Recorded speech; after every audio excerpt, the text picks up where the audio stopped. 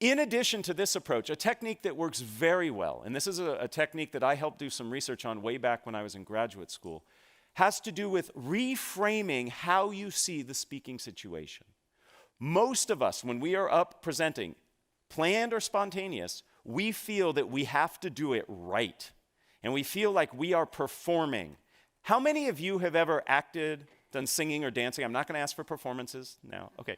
Many of you have. We should note that we could do next year maybe a talent show of alums. It looks like we got the talent there. That's great.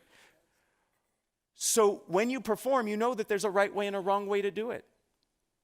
If you don't hit the right note or your right line at the right time, at the right place, you've made a mistake. It messes up the audience.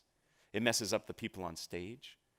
But when you present, there is no right way. There's certainly better and worse ways, but there is no one right way. So we need to look at presenting as something other than performance. And what I'd like to suggest is what we need to see this as is a conversation.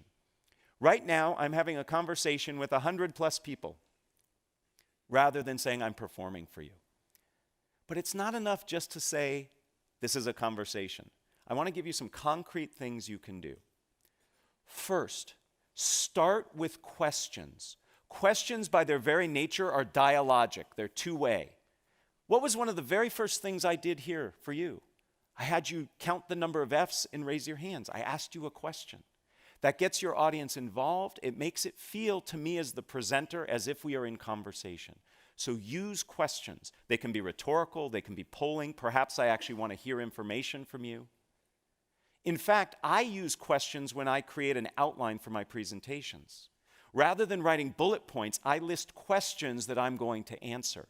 And that puts me in that conversational mode.